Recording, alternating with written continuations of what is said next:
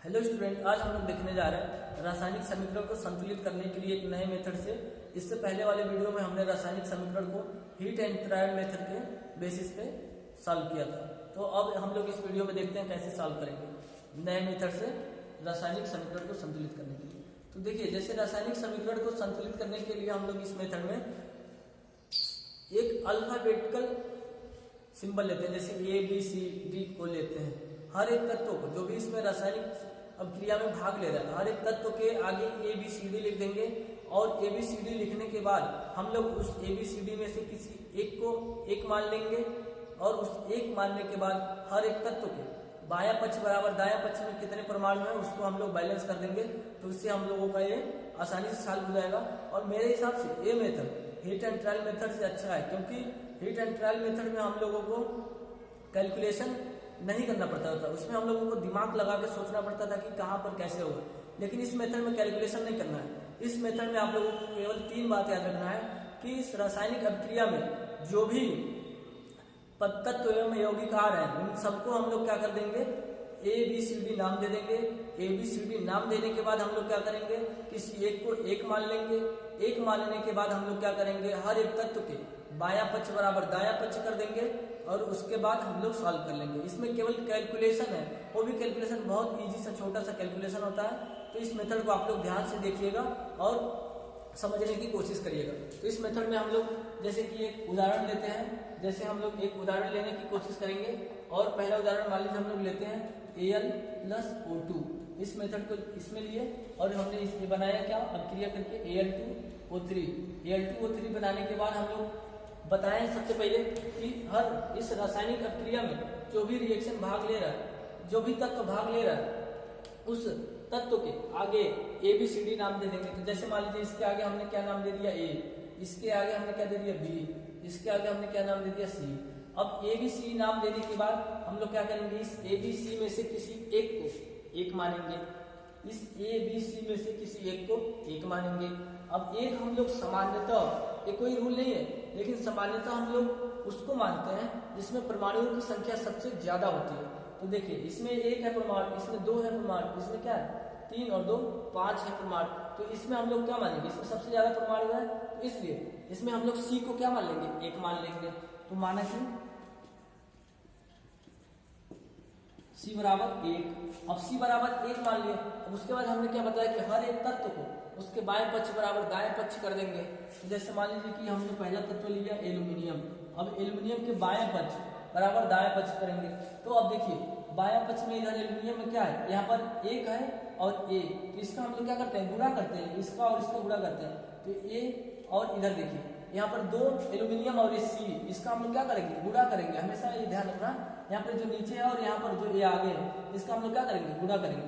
तो एल्यूमिनियम दाएं पक्ष में कितना है, 2C, इसका गुणा करने में क्या हो जाएगा, 2C हो जाएगा। और फिर एल्यूमिनियम के बाद हम लोग किसको बैलेंस करेंगे, ऑक्सीजन को। तो ऑक्सीजन को बैलेंस करने गए, इधर देखिए 2 और बी, बाएं पक्ष क्या है 2 और बी का गुणा होगा आपस में, बार बार बता रहे हैं इनका क्या होता है, गुणा होता है। तो इनका क्या कर देंगे, हम लोग गुणा कर देंगे, ये 2B हो जाएगा। 2B के बाद अब लोग हम लोग इधर देखेंगे तो ये 3 है और ये C है, तो इनका क्या हो जाएगा आपस में, गुणा हो जाएगा। तो कितना हो जाएगा, 3C हो जाएगा। ये कितना हो जाएगा, 3C हो जाएगा। उसके बाद हम लोग क्या करेंगे, मानना है कि C बराबर 1, तो C का यहाँ पर मान रख देंगे। तो A बराबर 2 गुणे 1 कितना हो जाएगा, 2 हो जाएगा।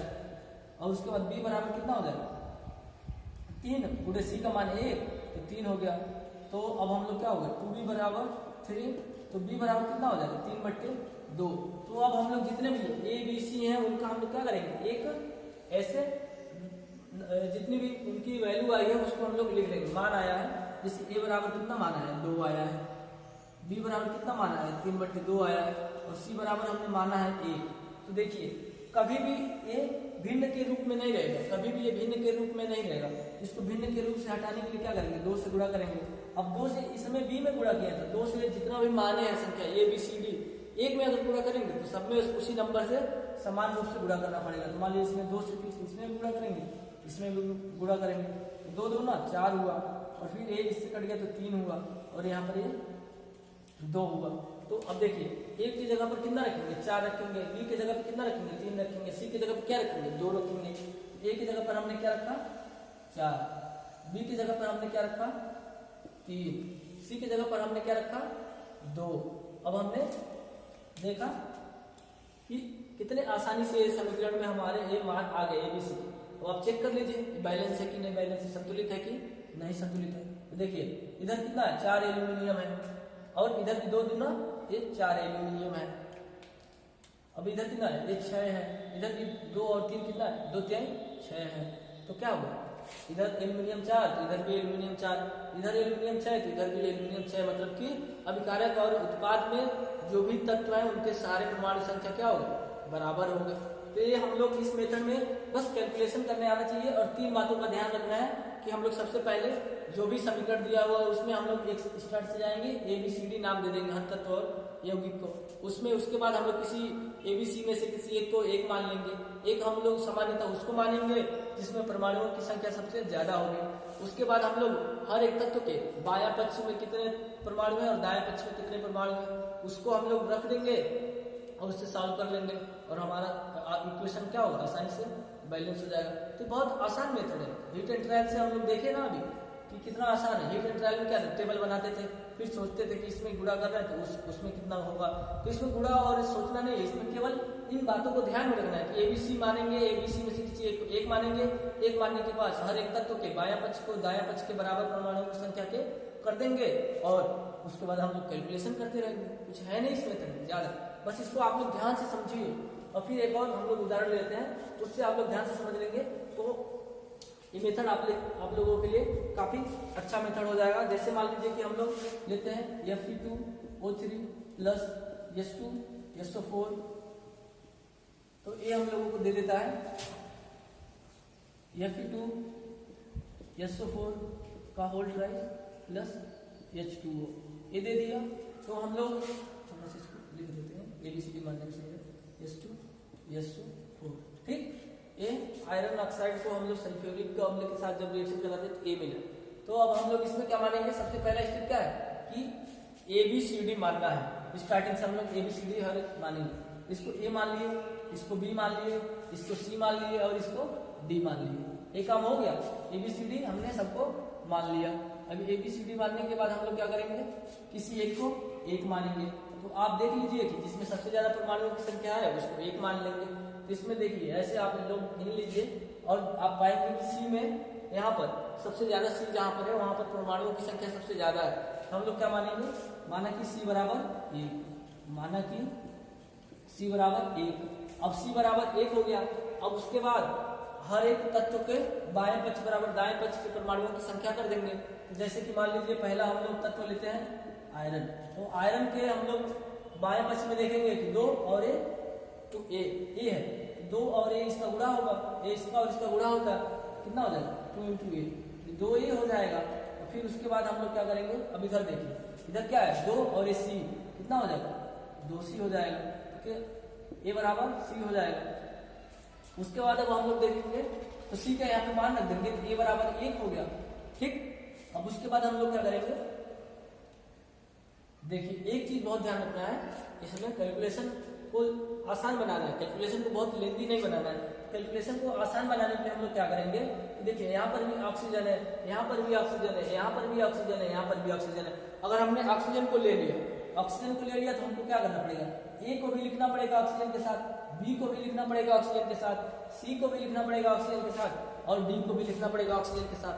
तो ये हमारा सारे चीज आ रहे ABCD सब आ जाए, तो इससे हमारा कैलकुलेशन क्या हो जाएगा, थोड़ा लंबा हो जाएगा, थोड़ा कठिन हो जाएगा, कठिन तो नहीं लंबा हो जाएगा। तो हमको कठिन लंबा कैलकुलेशन नहीं करना, हम लोगों को आसानी से कैलकुलेशन करना है। तो जैसे कि मान लीजिए हम देखते हैं कैसे कठिन हो जाएगा। जैसे मान लीजिए ऑक्सीजन को लेते हैं, तो ऑक्सीजन को लेने के बाद क्या हो जाएगा 3 और 3A हो जाएगा, फिर A प्लस 4 और B 4B हो जाएगा। फिर अब इसके दाएं पक्ष में देखिए ये 12 और C 12C हो जाएगा और फिर ये कितना हो जाएगा 1 है तो D हो जाएगा। अब देखिए यहाँ पर A भी आया, B भी आया, C भी आया, D भी आया। अब इसको सॉल्व करेंगे तो फिर अब थोड़ा कैलकुलेशन कठिन होगा। अब अगर आप जिसको करना है O मान के करेगा, देखेगा कि वो कैलकुलेशन थोड़ा सा कठिन हो जाएगा। तो हम लोग O को हटा देंगे, तो अब बचा कौन सा, अब हमारे पास कौन सा तत्व बचा, अब हमारे पास हाइड्रोजन तत्व बचा। तो हाइड्रोजन तत्व को लिए, तो इसके बाएं पक्ष में हमने देखा, इसके बाएं पक्ष में हम देखेंगे कि 2 और बी, 2 भी है परमाणु संख्या, परमाणुओं की संख्या। अब इसके दाएं पक्ष में देखेंगे 2d, इसके दाएं पक्ष में कितना है परमाणुओं की संख्या 2d है, 2 से 2 कट गया तो b बराबर कितना हो गया d हो गया। अब हम लोग देखेंगे, अब उसके बाद क्या बचा, सल्फर बचा। ऑक्सीजन को तो हम लोग छोड़ दिए, तो क्या बचा सल्फर। अब सल्फर में देखिए यहाँ पर एक ही है तो क्या हो जाएगा बी हो जाएगा, एक और बी कितना हो जाएगा बी होगा ना पूरा हम लोग। अब इसके हम लोग दाएं पक्ष में गए तो 3 और सी कितना हो जाएगा 3c हो जाएगा।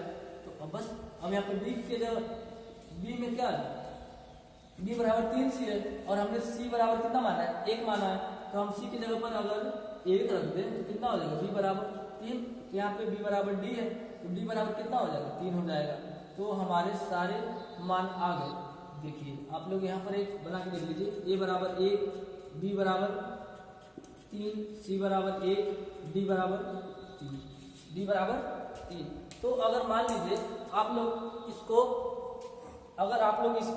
रासायनिक समीकरण को, इस रासायनिक समीकरण को हीट एंड ट्रायल मेथड से करते तो आप लोग परेशान हो जाते। पहले तो टेबल बनाते, टेबल बनाने के बाद आप लोग तत्व लिखते आयरन, ऑक्सीजन, हाइड्रोजन, सल्फर।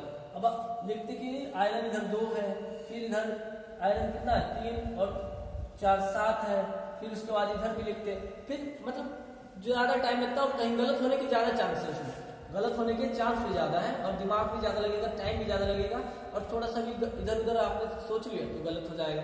लेकिन इसमें क्या है, कुछ ज़्यादा सोचना ही नहीं है, बस बातों को ध्यान रखना है कि कैसे करना है और आप इन बातों को अपने कॉपी पे अपने ढंग से लिख लीजिए।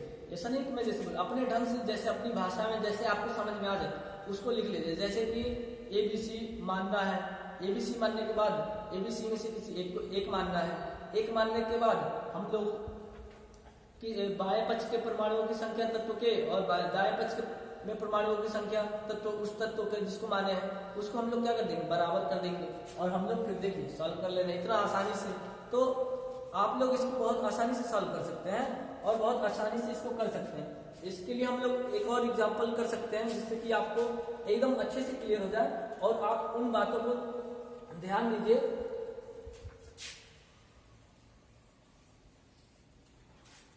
जैसे कि मान लीजिए हम लोग एक छोटा सा एग्जांपल लेते हैं, एकदम छोटा सा एग्जांपल लेंगे।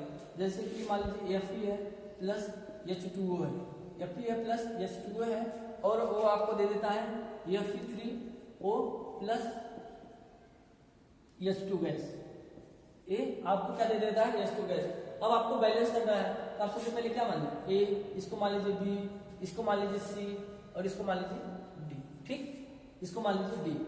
अब क्या करना है ABCD में से किसी एक को 1 मानना है तो हम लोग देखेंगे एक उसको मानेंगे जिसमें परमाणुओं की संख्या सबसे ज्यादा होती है। इसमें परमाणुओं की संख्या C वाले में ज्यादा है, माना कि C बराबर 1। अब ये नहीं है कि यहाँ पे तीनों एग्जाम्पल में हमने देखा कि C बराबर 1 मानना, नहीं ऐसा नहीं है। आप जैसा समीकरण रहेगा उसके हिसाब से जिसमें परमाणुओं की संख्या ज्यादा होगी B में ज्यादा होगी B में मानेंगे, इसमें C में ज्यादा हो जा रहा है तो C को हम लोग 1 मान ले रहे हैं। ऐसा कोई ये नहीं है कि आप लोग भी C को 1 मानने लगेगा, नहीं, C को आप 1 नहीं मानना है। जैसे जिसमें भी परमाणुओं की संख्या ज्यादा होगी उसको हम लोग मुख्यतः 1 मान लेंगे। अब 1 मानने के बाद हर एक तत्व के परमाणुओं की संख्या बाएं पक्ष में और दाएं पक्ष में देख लेंगे।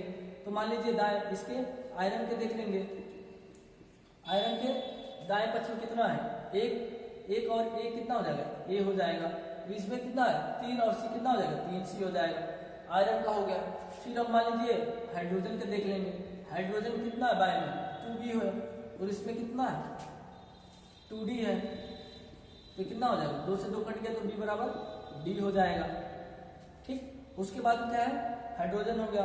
उसके बाद हम लोग क्या मान लेंगे ऑक्सीजन मान लेंगे। इसमें ऑक्सीजन को ले सकते हैं क्योंकि देखिए पिछले वाले एग्जाम्पल में ऑक्सीजन सब में था, तो जो सब में हो उसको मत लीजिए, आप लोग पहले ही देख लीजिए कि जो हर तत्व में हो हर यौगिक में हो उसको नहीं लेना है, उसको हम लोग को छोड़ देना है।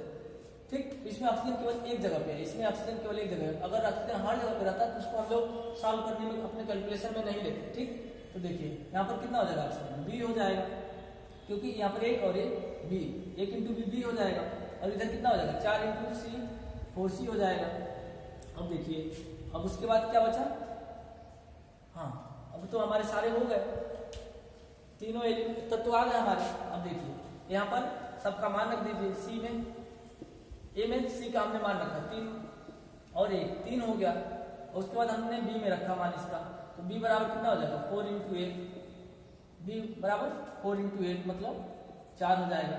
अब देखिए तो डी बराबर कितना हो जाएगा, डी बराबर भी 4 हो जाएगा। तो अब यहाँ पे लिख लीजिए ए बराबर 3, बी बराबर 4, सी बराबर 1, डी बराबर 4।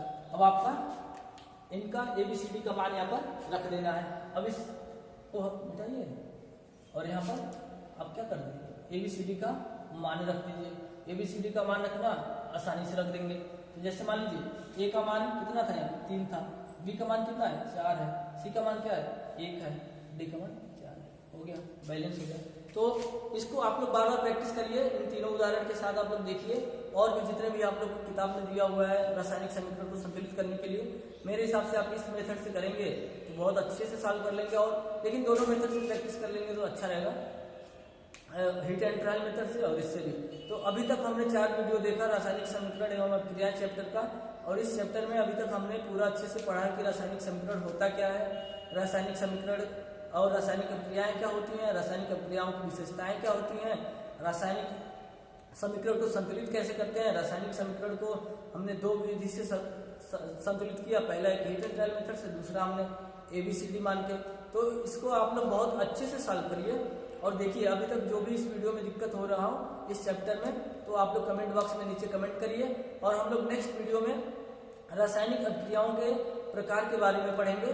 तब तक के लिए आप लोग इस वीडियो को देखते रहिए, चैनल को लाइक करिए, सब्सक्राइब करिए और कमेंट करिए। Thank you.